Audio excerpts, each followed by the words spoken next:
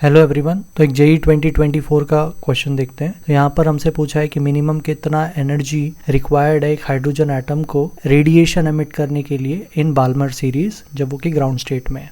हमसे radiation in Balmer series के बारे में पूछा है। बाल्मर सीरीज है क्या? सो ये हमारे एनर्जी लेवल्स है for a particular orbit n is equals to 1, 2, 3 and 4 with their respective energy level. Balmer series का रेडिएशन तब एमिट होता है जब एक इलेक्ट्रॉन हायर ऑर्बिट से लोअर ऑर्बिट पे जंप करता है, that is from higher orbit to the second orbit. It can be 3 to 2, 4 to 2 और 5 to 2, बट जो ट्रांजिशन होगा वो हायर ऑर्बिट से सेकेंड ऑर्बिट पे होगा।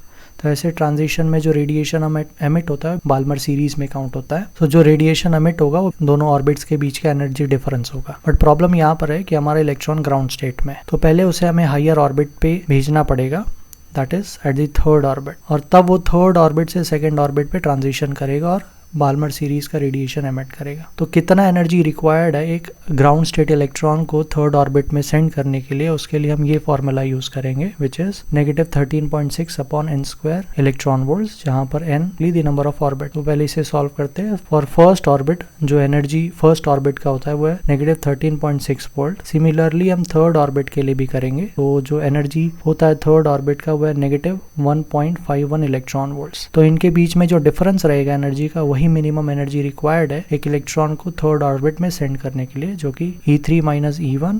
इसे सॉल्व करने के बाद जो हमें आंसर मिलता है वो 12.09 इलेक्ट्रॉन वोल्ट्स। तो मिनिमम इतना एनर्जी रिक्वायर्ड है for a radiation in Balmer series when electron transition from higher orbit to the lower orbit, जिसमें से हमारा ऑप्शन नंबर 4 करेक्ट है।